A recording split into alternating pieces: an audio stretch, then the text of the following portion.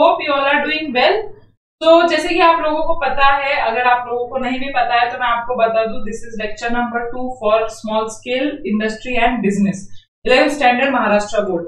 Yes, तो मैंने already एक लेक्चर ऑलरेडी अपलोड कर दिया है, तो आप इस चैनल के प्लेलिस्ट में जाओ, आपको लेक्चर वाइज सारे वीडियोस दिखेंगे। तो small scale industry and business करके एक आपको थंबनेल दिखेगा, आप उस पर क्लिक करो तो आपको लेक्चर वाइज सारे वीडियोस दिख जाएंगे। तो आप पहले से स्टार्ट करना ये वीडियो देखना, because this is lecture number 2।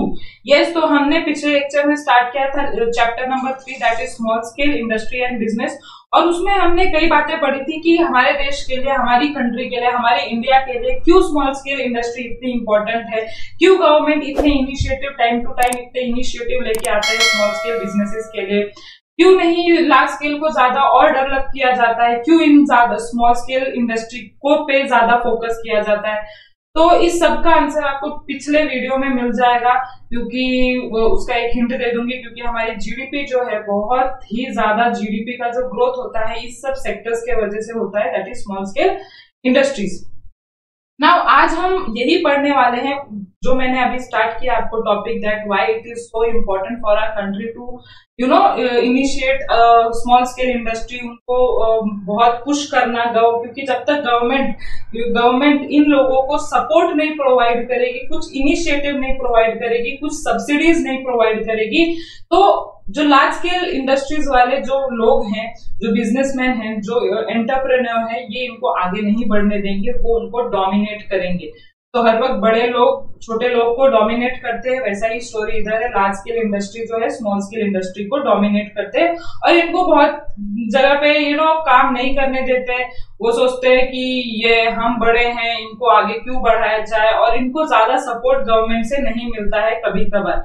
But government को अभी जो है समझ में आ गया है कि हमारी कंट्री के लिए जितना लार्ज स्केल इंडस्ट्री जरूरत है, उतना ही ज्यादा इंपॉर्टेंट हमारी कंट्री के लिए स्मॉल स्केल बिजनेसेस है, क्योंकि उससे 40% ऑफ जो हमारा एक्सपोर्ट है स्मॉल स्केल इंडस्ट्री से आता है। तो ये सब सारे रिसर्च वर्क किए गए, तो इसमें समझ में आया जितना लार्ज स्केल इंडस्ट्री को सपोर्ट करना जरूरी है गवर्नमेंट के लिए, उतना स्मॉल स्केल इंडस्ट्री के लिए भी इंपॉर्टेंट है। तो आज हम यही चीज पढ़ने वाले हैं कि क्या क्या ऐसी चीजें हैं जिसके वजह से स्मॉल स्केल इंडस्ट्री का जो है इंपॉर्टेंस डे बाय डे बढ़ा जा रहा है। तो सबसे पहले हम पढ़ लेते हैं कि आपके बुक में क्या दिया हुआ है। तो आप देख सकते हो स्मॉल स्केल इंडस्ट्री इंपॉर्टेंस आज पढ़ने वाले हैं। Now small scale industry SSI play a vital role in developing economy. It boost to agriculture and agro based sectors. ठीक है, सो एग्रो बेस्ड सेक्टर मतलब क्या? Agriculture only. एग्रीकल्चर को बोला जाता है एग्रो बेस्ड सेक्टर, मतलब उसमें बहुत सारी चीजें आ जाती है,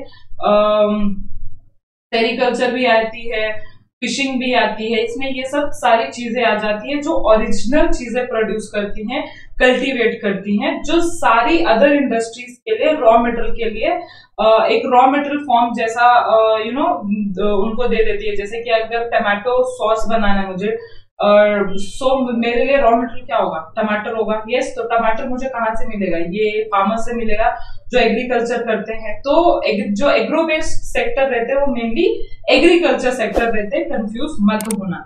नाउ आ जाते हैं अपने मेन टॉपिक के पे कि why small scale industry so much important to our country. तो सबसे पहले है जॉब अपॉर्चुनिटी। तो अगर मैं ज्यादा से ज्यादा स्मॉल स्केल इंडस्ट्री करूं, हमारी इंडिया में अगर ज्यादा से ज्यादा स्मॉल स्केल इंडस्ट्री ओपन होंगी, तो इससे क्या होगा? इससे ज्यादा लोगों को एम्प्लॉयमेंट मिलेगा। ज्यादा से ज्यादा लोगों को एम्प्लॉयमेंट मिलेगा तो इससे ज्यादा से ज्यादा लोगों का स्टैंडर्ड ऑफ लिविंग बढ़ेगा। जब स्टैंडर्ड ऑफ लिविंग बढ़ेगा तो इससे क्या होगा? वो ज्यादा खर्चा करेंगे, ज्यादा सेव करेंगे। खर्चा करने पे वो ज्यादा से ज्यादा गुड्स खरीदेंगे जो बाहर बिक रही हैं, वो मार्केट से गुड कंज्यूम करेंगे, क्योंकि उनके पास अब डिस्पोजेबल इनकम आ गया, सैलरी आ गया, वेजेस आ गए। जब वो खर्चा करेंगे तो मैन्युफैक्चरर्स को ज्यादा से ज्यादा गुड प्रोड्यूस करना पड़ेगा। और मैंने पिछले लेक्चर में ही आपको एक चीज बोला था कि जितना मैन्युफैक्चरर प्रोड्यूस करेंगे उतना अपनी कंट्री के लिए जीडीपी बढ़ेगा, उतना अपनी कंट्री का जीडीपी ग्रो होगा। तो हमारी कंट्री के लिए प्रोडक्शन, हमारी कंट्री के लिए मैन्युफैक्चर, हमारी कंट्री के लिए सर्विस को प्रोड्यूस करना बहुत इंपॉर्टेंट होता है, क्योंकि इससे ओवरऑल डेवलपमेंट ऑफ इकोनॉमी होता है। तो आपको समझा अपनी कंट्री के लिए अब स्मॉल स्केल इंडस्ट्री क्यों इंपॉर्टेंट है। ये कहीं ना कहीं घूम फिर के, चाहे वो कुछ भी हो, एम्प्लॉयमेंट हो, कहीं ना कहीं घूम फिर के जीडीपी पे ही बात आती है, क्योंकि ये जो जीडीपी है हमारी कंट्री के लिए एक प्रसाद जैसा है। SSI is the second largest industry which create huge employment opportunity because it can operate with the minimum amount of capital. SSI can run with the basic potential skill. This boost for the labor surplus country like India. तो इसमें यही चीज बोला गया है कि small scale industry जो है इसमें ज्यादातर लेबर्स का काम होता है, मशीन्स का काम कम होता है, क्योंकि ये एक लिमिटेड कैपिटल पे काम करते हैं, लिमिटेड फंड्स लगता है इनको, और ज्यादा से ज्यादा ये लेबर्स को हायर करके अपना काम करवाते हैं, मशीनरी का काम कम करते हैं, जो लोगों का पोटेंशियल है वो उस पे काम करते हैं। और प्लस ये हमारी कंट्री के लिए अच्छा क्यों है, क्योंकि हमारे देश में लेबर भरे पड़े, लेबर बोलो, एम्प्लॉइज बोलो, ये इतने लार्ज स्केल पे हमारी कंट्री में, क्योंकि पॉपुलेशन ज्यादा है तो हमारी कंट्री में लेबर्स भी ज्यादा रहेंगे। तो हमारी कंट्री के लिए स्मॉल स्केल जो इंडस्ट्री है उसको बढ़ावा देना इम्पोर्टेंट है, क्योंकि इससे जॉब अपॉर्चुनिटीज क्रिएट होंगी हमारी इंडिया में। Now second point is regional balance. Regional balance मतलब क्या बोल रहा है, तो रीजनल मतलब आजकल आपको पता ही होगा कि आजकल क्या हो रहा है, आजकल लोग रूरल एरिया से, मतलब गांव खेड़े से लोग जा रहे हैं शहरों में। क्यों जा रहे हैं, वो क्यों एक्चुअली शिफ्ट हो रहे हैं, क्योंकि रूरल एरिया में इतना डेवलपमेंट नहीं है जितना अर्बन एरिया में। अर्बन एरिया में जितना जॉब अपॉर्चुनिटी है उतना रूरल एरिया में नहीं है। इसीलिए जब small scale industry rural area में बेसिकली जब सेटअप होती है तो जो रूरल एरिया के जो लोग होते हैं वो शिफ्ट नहीं करते अर्बन एरिया में, क्योंकि उनको उधर ही एम्प्लॉयमेंट मिल जाता है। तो कहीं ना कहीं देखा गया है कि हमारी कंट्री में जब स्टार्टअप्स आएंगे, जब हमारी कंट्री में स्मॉल स्केल इंडस्ट्रीज आते हैं, तो इसकी वजह से ये जो शिफ्ट है वो बंद हो जाता है और एक रीजनल बैलेंस लाता है कि जितना डेवलपमेंट अर्बन एरिया में है उतना डेवलपमेंट रूरल एरिया में है। आप लोग महसूस भी कर रहे होंगे आपके आसपास कि पहले वो गांव की तरह होता था, लेकिन जैसे जैसे उधर इंडस्ट्री सेटअप होते गई वैसे वैसे उधर का डेवलपमेंट, उधर के आसपास का डेवलपमेंट भी होता गया, जस्ट बिकॉज ऑफ एम्प्लॉयमेंट, क्योंकि एम्प्लॉयमेंट मिलते गया। कहीं ना कहीं घूम फिर के बात जीडीपी पे ही आती है, मैंने आपको बोला था, तो ये याद रखना गोल्डन रूल है। ज्यादा एम्प्लॉयमेंट, ज्यादा अपॉर्चुनिटी, ज्यादा मैन्युफैक्चरिंग सेक्टर या ज्यादा सर्विस, ज्यादा GDP. In India, all regions are not developed due to lack of industrialization. SSI can set up with the minimum amount of capital. Small industry manufacture produce using simple technology, local available resource material and labor. Thus, they contribute significantly to balanced development of the country. सो बहुत ही limited capital में setup होती हैं, बहुत कम technology use करती हैं, labours को ज्यादा यूज करती हैं, लोकल रिसोर्सेज यूज करते हैं जो अपने आसपास है, मटेरियल एंड लेबर यूज करने के वजह से आसपास के उधर का डेवलपमेंट भी होता रहता है टाइम टू टाइम, क्योंकि उधर इंडस्ट्रियलाइजेशन स्टार्ट हो जाता है। I think so second point clear है, इसमें कोई डाउट नहीं है। Okay, now next third point is increase competitive strength. Now what do you mean by competitive strength? तो जब हमने इधर पढ़ा कि क्या होता है, इनको जो रिसोर्सेज, जो एसएसआई को रिसोर्सेज मिलती है वो लोकली रिसोर्सेज मिलती हैं। ये ना ही अपने जो रिसोर्सेज है जैसे लेबर बोलो, जैसे मटेरियल बोलो, मशीन्स बोलो, ये इंपोर्टेड मशीन्स यूज नहीं कर पाती क्योंकि उनके पास लिमिटेड कैपिटल होता है। वो आसपास के लोकल रिसोर्सेज यूज करके अपना जो प्रोडक्शन है वो करते हैं। आप बोलो, जब आप लोकल रिसोर्सेज यूज करोगे तो वो सस्ते में काम होता है, कॉस्ट ऑफ प्रोडक्शन जो इधर जाना चाहिए था, बढ़ना चाहिए था, कम होगा एसएसआई यूनिट के लिए। क्यों? क्योंकि ये जो है आसपास के ही रिसोर्सेज यूज कर रहे हैं, आसपास के इंडस्ट्री से जो है गुड्स उठा रहे हैं और यूज कर रहे हैं। तो इससे क्या अल्टीमेटली क्या अचीव होता है कि इनका जो प्रोडक्शन का कॉस्ट है, जिसको मैं कॉस्ट ऑफ प्रोडक्शन बोलती हूँ या जो मैं कॉस्ट ऑफ प्रोडक्ट बोलती हूँ, वो कम हो जाता है।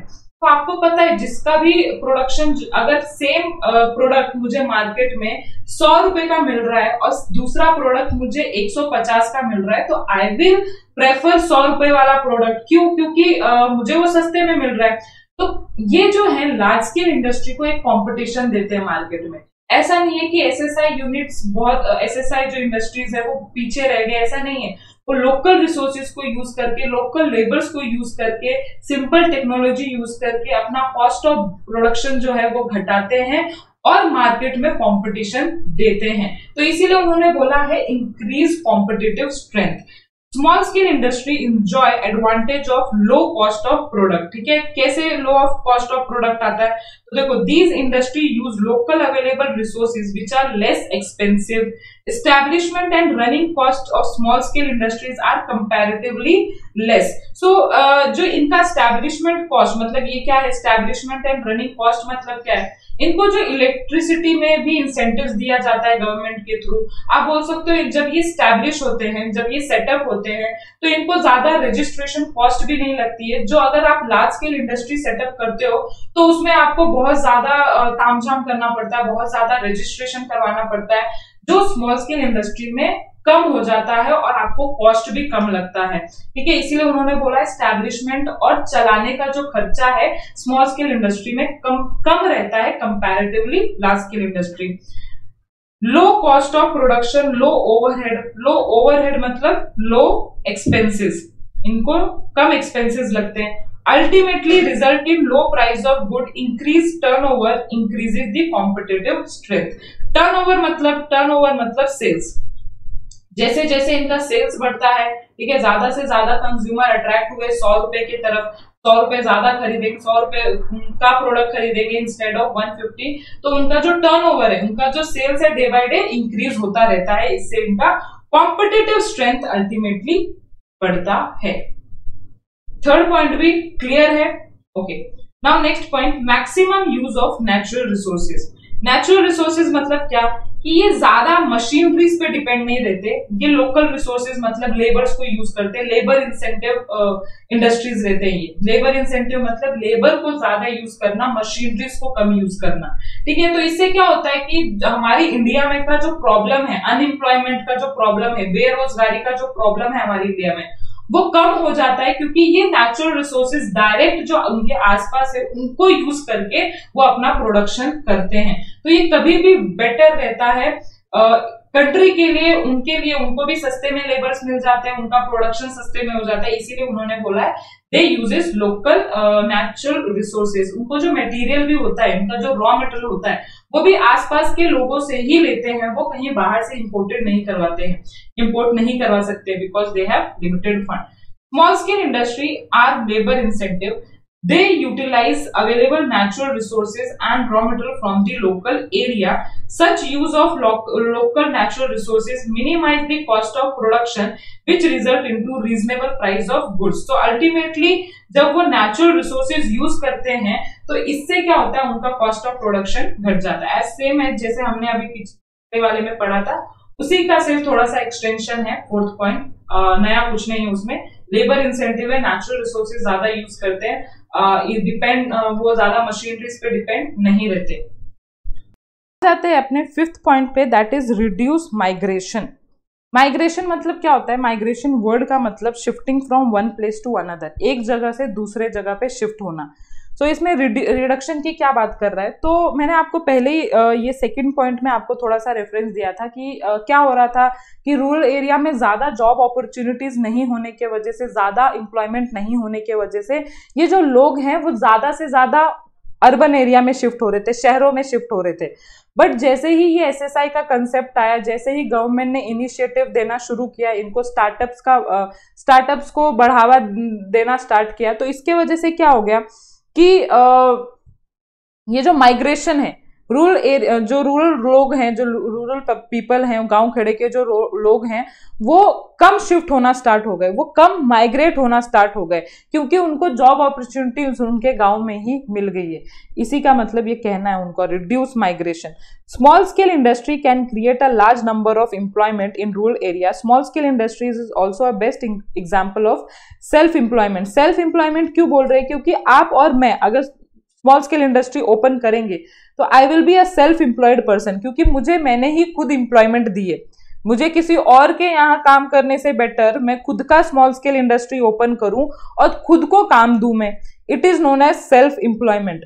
Therefore, migration of people from rural area to urban area can be reduced or minimized. इसके वजह से ज्यादा लोगों को एम्प्लॉयमेंट मिलने के वजह से, या ज्यादा से ज्यादा लोग सेल्फ एम्प्लॉयड होने के वजह से वो अब कम माइग्रेट होना स्टार्ट हो गए, just because of small scale industry.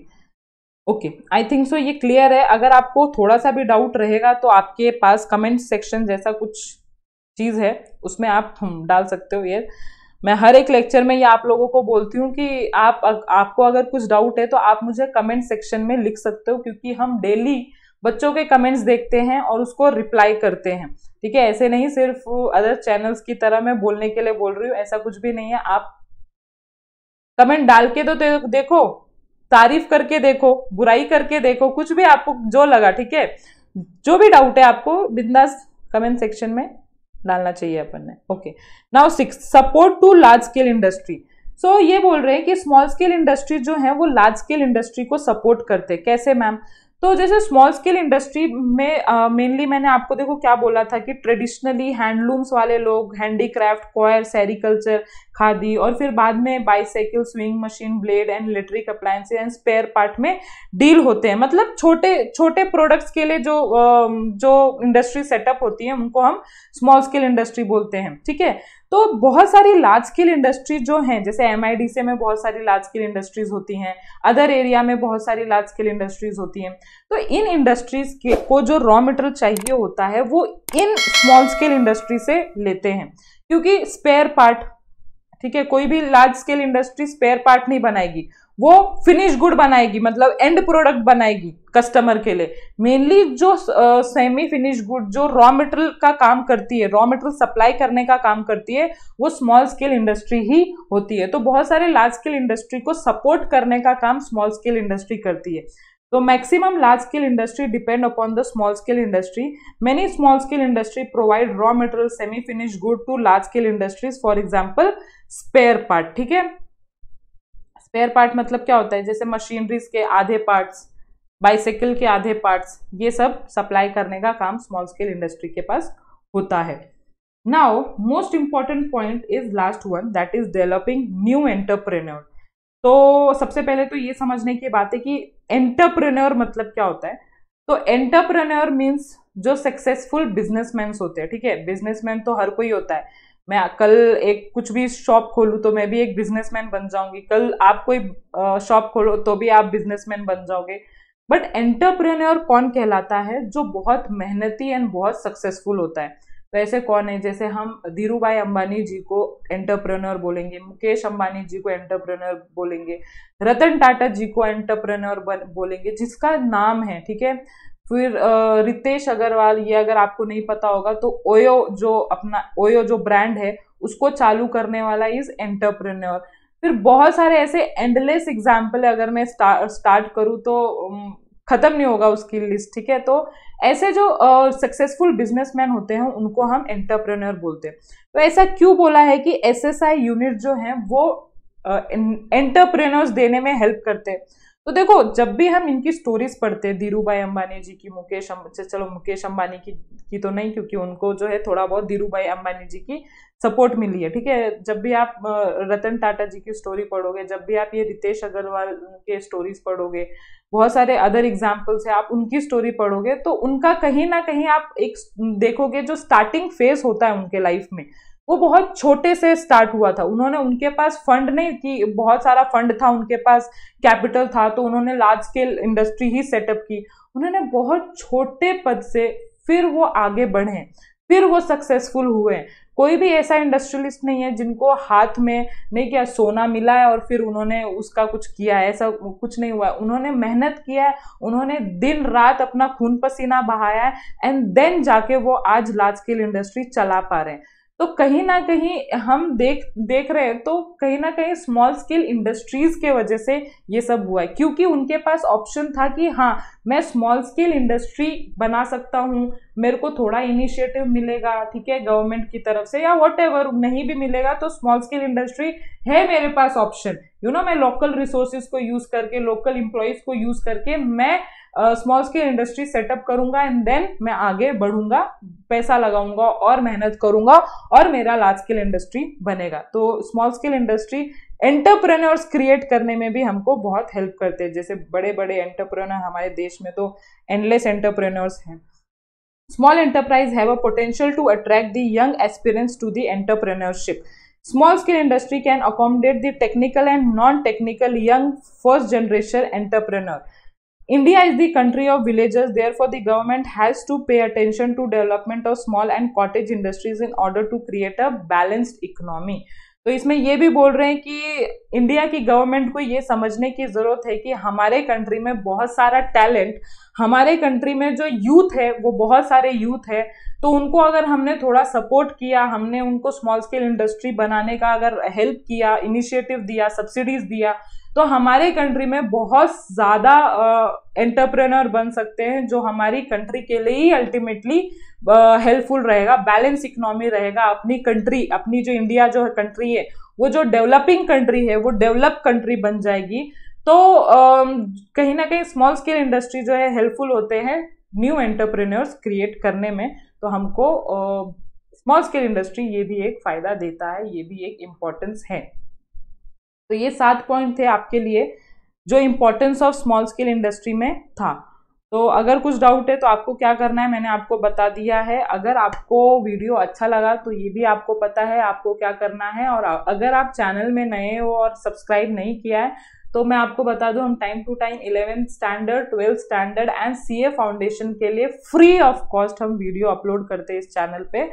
तो जस्ट आपको उसके लिए क्या करना है, सब्सक्राइब करना है। जस्ट बिकॉज ऐसा नहीं कि इसमें हमारा कुछ फायदा हो रहा है, हम इसलिए बोल रहे हैं क्योंकि इससे क्या होगा, आपको नोटिफिकेशन मिलेगा जब भी आपको वीडियो रिक्वायर होगा, आपको एक मैसेज नोटिफिकेशन आ जाता है जब भी हम इधर से वीडियो अपलोड करते हैं। तो डू सब्सक्राइब आवर चैनल। तो आज के लिए इतना ही। नेक्स्ट लेक्चर में हम पढ़ेंगे advantages of small scale industry, तो डोंट मिस दैट ऑल्सो, ठीक है। So till then bye bye.